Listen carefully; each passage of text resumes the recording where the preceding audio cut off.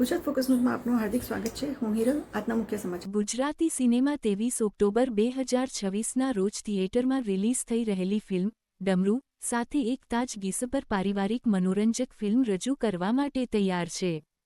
Comedy, suspense, ભાવનાત્મક ઊંડાણ અને એક અર્થપૂર્ણ સામાજિક સંદેશનું મિશ્રણ ધરાવતી આ ફિલ્મ નાના બાળકોથી લઈને વરિષ્ઠ નાગરિકો સુધી તમામ પેઢીના દર્શકોને પસંદ પડે તેવી મનોરંજક રોલર કોસ્ટર રાઇડનો અનુભવ આપવાનું વચન આપે છે. ગુજોત્સવ પ્રોડક્શન અને વ્રજ ફિલ્મ્સના બેનર હેઠળ રમેશ પ્રજાપતિ, કૃપા સોની અને સંજય સોની દ્વારા નિર્મિત ડમરૂ ફિલ્મનું નિર્દેશન હાર્દિક જે પરીખ દ્વારા કરવામાં આવ્યું છે અને તેની વાર્તા ઋષિકેશ ઠક્કર તથા નીરવ જોશી દ્વારા લખવામાં આવી છે.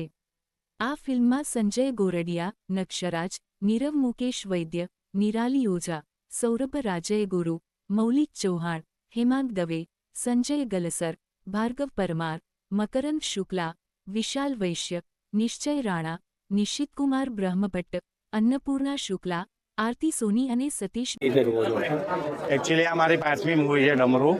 સોંગ અમે એ લોકોએ મહાદેવીનો તહેવાર ચાલે છે, શિવરાત્રીનો તહેવાર ચાલે છે, એટલે અમે એક સારા લેવલને એક શિવજીનું એક સોંગ બનાવવા માગતા હતા.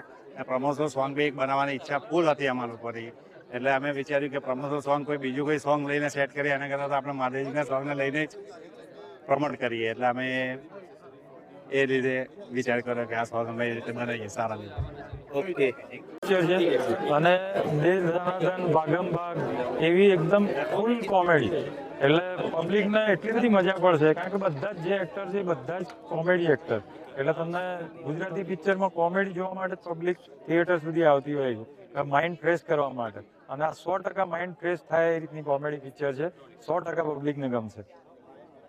આ પારિવારિક ફિલ્મ કહી શકાય, કેવા પ્રકારના? 100% પારિવારિક ફિલ્મ કહી શકાય. 5 વર્ષના બાળકથી લઈ અને 85 વર્ષના કાકા આરામથી જોઈ શકે એ રીતની પિક્ચર છે. શુદ્ધ ગુજરાતી જેને કહેવાય ને એ જ રીતની લેંગ્વેજનો ઉપયોગ કર્યો છે, એટલે પબ્લિકને 100% ગમશે. બેઝિકલી હું કંઈ બહુ સારો ડાન્સર નથી અને પાછું ખુલ્લા મેદાનમાં ડાન્સ કરવાનું હતું, ખુલ્લા પગે ડાન્સ કરવાનું અમને કહ્યું હતું, વિચ વોઝ વેરી પેનફુલ. પણ ડાન્સ અને ગીત એટલું સરસ રીતે કોરિયોગ્રાફ થયું હતું કે એ બધું યાદ નહીં રહ્યું. અત્યારે જે દેખાય છે એ ખાલી અને ખાલી એનું રિઝલ્ટ દેખાય છે, જેનો મને ખૂબ આનંદ છે.